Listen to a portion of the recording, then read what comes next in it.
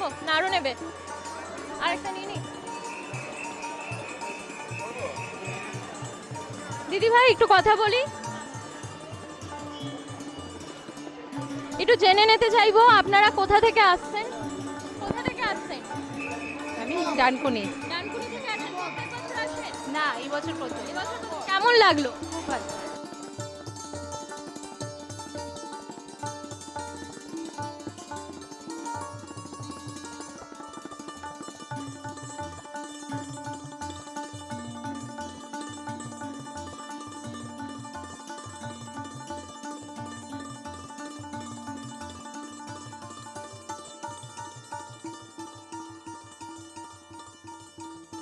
জগদ্ধাত্রী পুজোর মহাষষ্ঠী এই শুভক্ষণে আমরা এসে পৌঁছেছি মানকুণ্ডু নতুন পাড়া এলাকায়। আমরা এই পুজো মণ্ডপে এসে পৌঁছে পেয়ে গেছি আমাদের মণ্ডপ কমিটির সদস্যকে। এখানের এবারের থিম হয়েছে মাটির মায়া।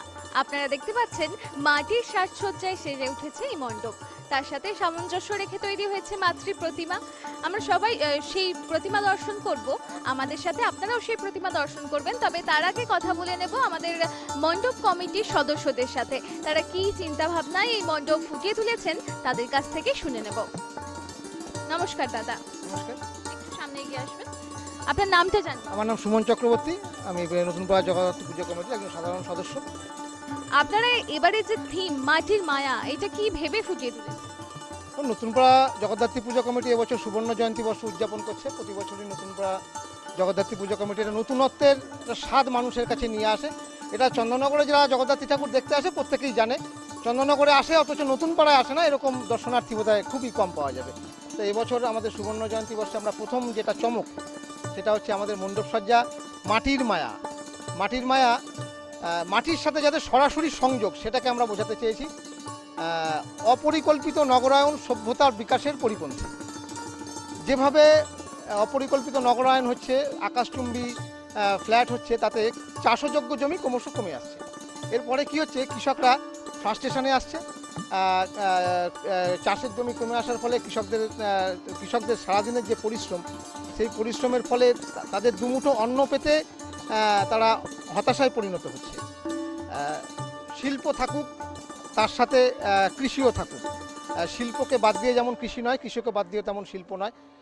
তাই আমরা এই একটা মেসেজ সমাজের প্রতিটা স্তরে পৌঁছে দিতে চাইছি যে দুমুঠো অন্ন যে কর্পোরেটের উঁচু স্তরে বসে আছে তার যেমন প্রয়োজন, দিনমজুরদেরও প্রয়োজন।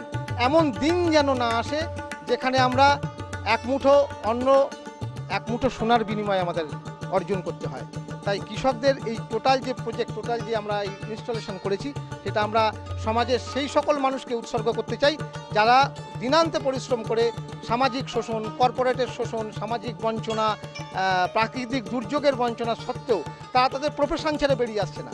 যদি কৃষকরা আগামী দিনে তাদের প্রফেশন ছেড়ে বেরিয়ে আসে যে আমরা চাষ করব না, তাদের পরবর্তী প্রজন্ম যদি ভাবে আমরা চাষ করব না, তাহলে কিন্তু ওই এক মুঠো সোনা দিয়ে এক মুঠো অন্ন সংগ্রহ করতে হবে।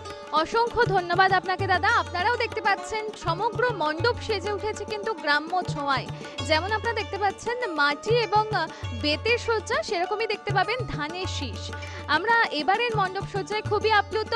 এবার এই নতুন পাড়া পুজো কমিটি সুবর্ণ জয়ন্তী উদযাপন করছে, আর এই সুবর্ণ জয়ন্তীতেই তাদের এই থিম ভাবনা ফুটে উঠেছে মাটির মায়া। আমরা শুনলাম তার বিস্তারিত যে ভাবনা, সেটা আমরা কথা বলে নেব এখানকার দর্শনার্থীদের সাথে। তার আগেই দেখে নেব ভেতরের মাতৃ প্রতিমা এবং মণ্ডপ সজ্জা।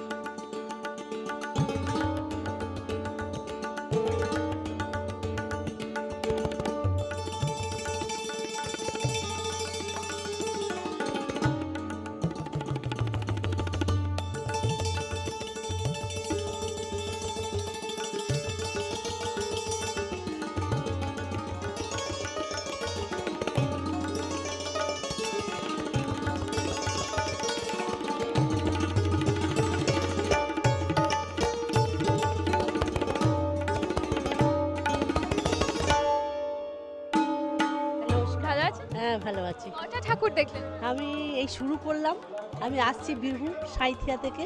সাঁইথিয়া? হ্যাঁ, সাঁইথিয়া। কেমন লাগছে চন্দননগরে? দারুণ, মানে আমি শুনেছিলাম, এই প্রথম দেখছি, মানে এত ভালো লাগছে, প্রত্যেক বছর আসবো। কার সাথে এসছে? আমি, আমার দিদি এবং আমার হাজবেন্ড এসছে। আগে পরিবারের সাথে ঘুরতে কেমন মজা লাগে? দারুণ দারুণ। দুর্গাপুজো ছাপিয়ে দেয়? হ্যাঁ অবশ্যই, এখানকার নাম শুনেছিলাম, এবার চোখে দেখলাম। আপনার নামটা জানেন? আমার নাম সোমা দাস। অসংখ্য ধন্যবাদ আপনাকে, নমস্কার।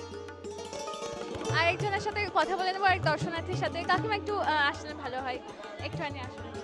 আপনার নামটা জানেন? সুজাতা বোস, কোথা থেকে আসা হচ্ছে? চন্দননগর। চন্দননগর থেকে। তার মানে প্রতি বছর ঠাকুর দেখতে পেলেন? হ্যাঁ হ্যাঁ, কেমন লাগছে এবার এখানকার, কেমন অ্যাম্বিয়েন্স দেখতে পেলেন?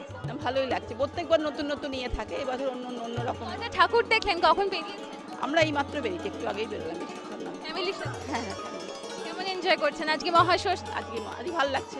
আজকে সবাই শুরু হলো, এবার চলবে এখন একাদশী পর্যন্ত। ঠিক আছে, আনন্দ করুন।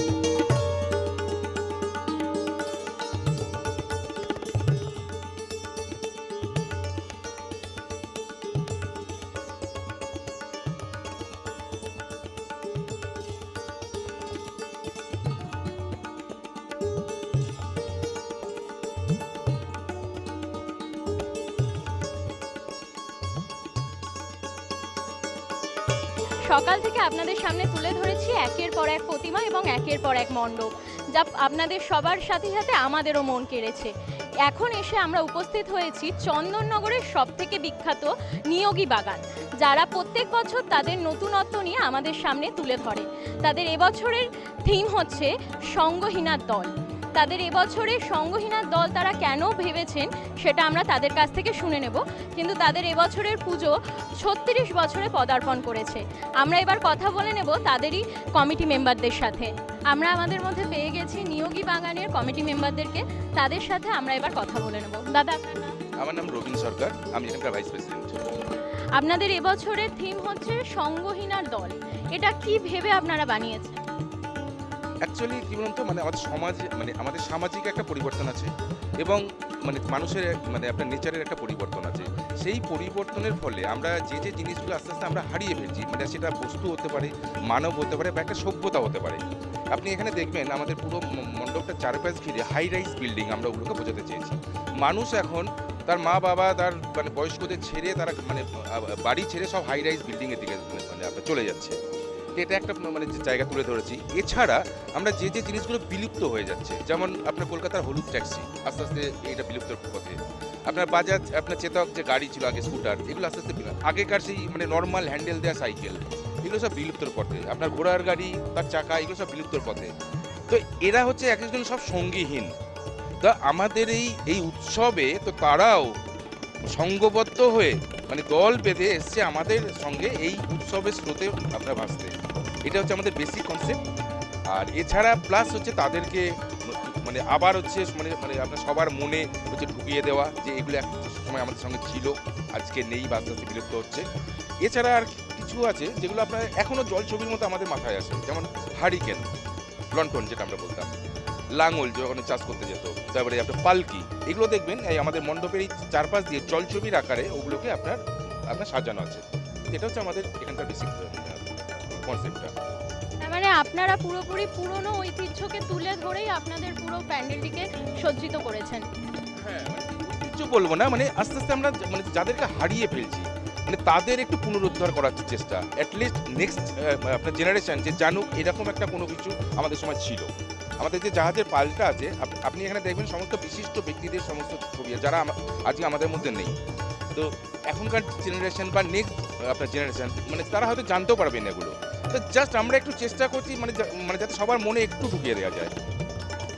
নেক্সট ডিজিটালের তরফ থেকে তো প্রতিমা, মণ্ডপ এবং আলোকসজ্জার ওপর বিভিন্ন ধরনের পুরস্কার রয়েছে, কি মনে হচ্ছে আপনারা কোনটাকে ছিনিয়ে নিতে পারবেন? দেখুন অবশ্যই পুরস্কার তো একটা যে কোনো মানে আপনার পুজোকে বা আপনার পুজো কমিটিকে মানে মানে আপনার সম্মানিত করে। তো অবশ্যই যেমন মানে আমি পুরস্কার পাওয়ার জন্য প্রতিযোগিতায় নেমেছি এই ভেবে আমরা কিন্তু পুজো করি না। আমাদের একটা মানে আমাদের নিজস্বতা আছে, তো সেটাকে আমরা করে আমরা পুজো করি। অবশ্যই তার পিছনে তো একটু হলেও তো লোভ থাকবেই যে একটা কোনো ভালো পুজো পাবো। তো বেসিক্যালি আমাদের পুজোটা একটু প্যান্ডেল ভিত্তিক এবং আমাদের পরিবেশ ভিত্তিক। আপনি এখানে যদি দেখেন যে পরিবেশ যে আমরা কিভাবে মেনটেন করি, ধরুন এত পারমিশন, আপনাকে একটা কথা বলি, এখানে এন্টায়ার পাবলিক এবং এই প্যান্ডেল এবং বাইরে আমরা থার্ড পার্টি ইনশিওর করি। ঠিক আছে, আমরা থার্ড পার্টি ইনশিওর করি, যদি কোনো ইনসিডেন্ট ঘটে তো তারা কভারেজ পাবে এবং লিগালি তার কপি আমাদের এই ফাইলে আছে। এছাড়া আপনার মানে আপনার মহিলাদের জন্য বাথরুম এবং মেনটেন করা বাথরুম এরম নয় যেটা ওই দরমার বেড়াতে আমাদের একটা ক্লাব আছে, ক্লাবের যে বাথরুমটা আছে সেটা আমরা মহিলাদের জন্য ইউজ করি।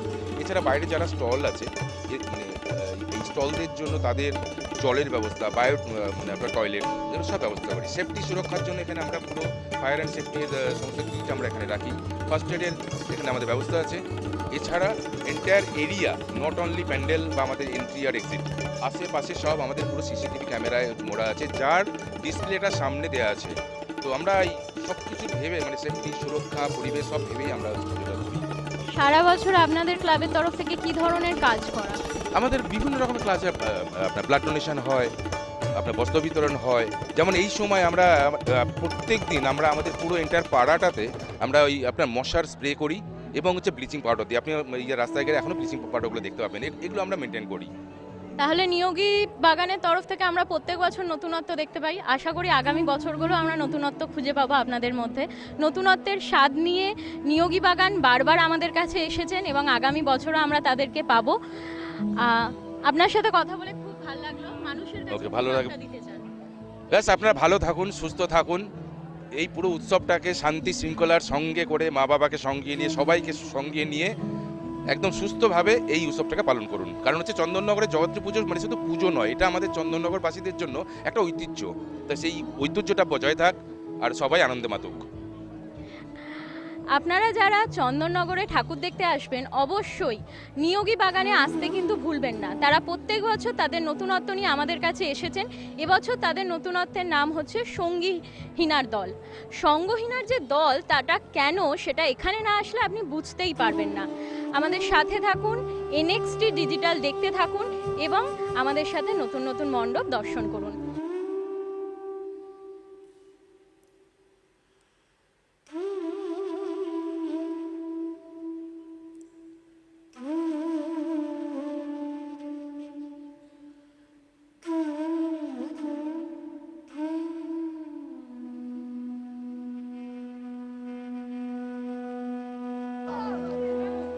যেরকম আমরা কমিটি মেম্বারদের মুখ থেকে শুনে নিলাম, তারা এবছরে তাদের যে পুজোর যে মণ্ডপের যে সাজসজ্জা, সেখানে তারা পুরোপুরি তাদের পুরনো হারিয়ে যাওয়া জিনিসগুলোকে তুলে ধরার সাথে সাথে পুজো মণ্ডপকে সাজিয়ে তুলেছেন লণ্ঠন, গামছা এবং আরও বিভিন্ন জিনিস দিয়ে, যেগুলো মন কেড়ে নিয়েছে আমাদের সকলের। চলুন এবার কথা বলে নিই কিছু মানুষের সাথে, যে যারা সাবেকিয়ানার সাথে নতুনত্বকে মিলিয়ে তাদের কেমন লাগছে। নমস্কার দি ভাই, কোথা থেকে আসছেন? শেওড়াফুলি থেকে এখানে কি প্রত্যেক বছর ঠাকুর দেখতে আসা হয়? আসা হয়, মানে চেষ্টা করি। 2022-এ আসা হয়েছিল, আবার কেমন লাগছে? ভীষণ ভালো লাগছে, খুব সুন্দর, মানে আসলে মনটা ভরে যায় সত্যি। তো এই পুজো মণ্ডপ নিয়ে কি বলতে চান? আমি তো সেরকম কিছু জানি না, কিন্তু মানে এইসব পুজো মণ্ডপের মানে কমিটির ব্যাপারে ঠিক জানা নেই, কিন্তু সত্যি খুব সুন্দর লাগছে, মানে সাজানোটা মানে অসম্ভব সুন্দর হয়েছে। আপনার নামটা? সাথী কুন্ডু। থ্যাংক ইউ আমাদেরকে এতটুকু সময় দেওয়ার জন্য। আবার কথা বলে নেব নতুন কারোর সাথে, একটু কথা বলে যাবে। দাদা ভাই, আপনি কোথা থেকে আসছেন? আমি শেওড়াফুলি। শেওড়াফুলি থেকে আসেন। এখানে প্রত্যেক বছর ঠাকুর হ্যাঁ, দেখতে প্রতি আসা বছরই হয়? আসি। এই কতগুলো ঠাকুর দেখলেন? এখন যে 3 থেকে 4টে হবে। 3-4টে। তো কেমন লাগছে? ভালো, খুব ভালো। পরিবারের সাথে আসা হয়েছে? না, বন্ধুদের সঙ্গে। বন্ধুদের সাথে। নামটা? আমার নাম সোমনাথ সাহা। কথা বলে খুব ভালো লাগলো।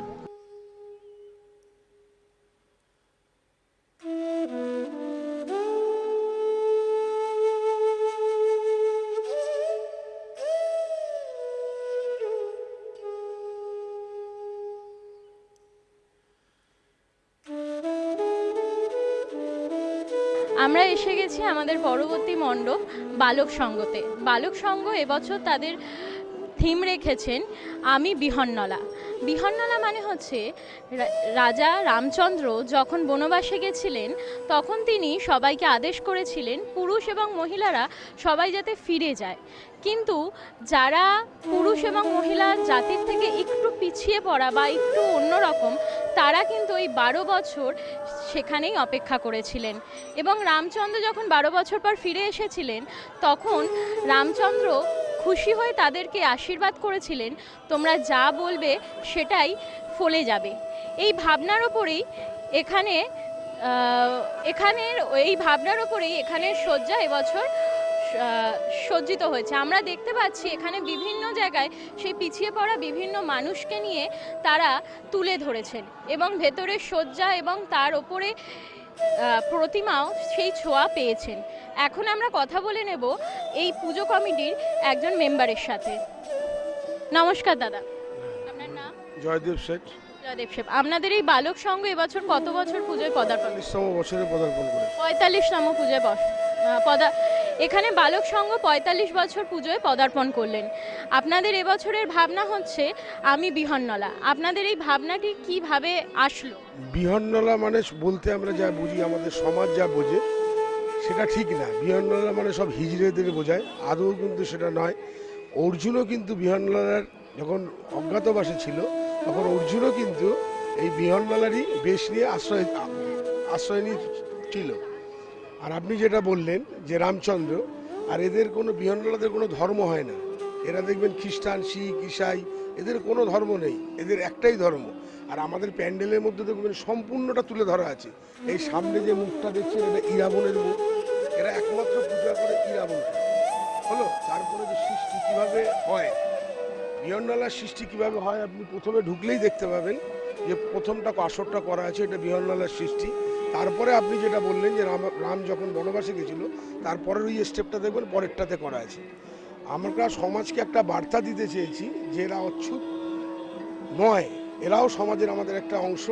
যাতে দেখবেন ভারত সরকার এদের স্বীকৃতি দিয়েছে যে তৃতীয় লিঙ্গ হিসাবে, আমরা সেটাই সমাজের কাছে তুলে ধরতে চেয়েছি। আমাদের বালক সংঘের চিন্তাভাবনা বের হচ্ছে এটাই। অবশ্যই বিহন্নলারা কিন্তু আমাদের সমাজের বাইরের কেউই নয়, তারা আমাদেরই সমাজের একটি অংশ এবং আমাদেরই মতন সাধারণ মানুষ। চন্দননগরে যারা পুজো দেখতে আসবেন অবশ্যই কিন্তু বালক সংঘতে নিশ্চয়ই আসবেন। তাদের এই ধারণা সব ধারণাকে একটু হলেও ছাপিয়ে গেছে। আপনাদের মন কাড়তে এই পুজো অবশ্যই মন কেড়ে নেবে, এটা আমরা বলতে পারি। এবং এখানে যে আলোকসজ্জা এবং যে প্রতিমা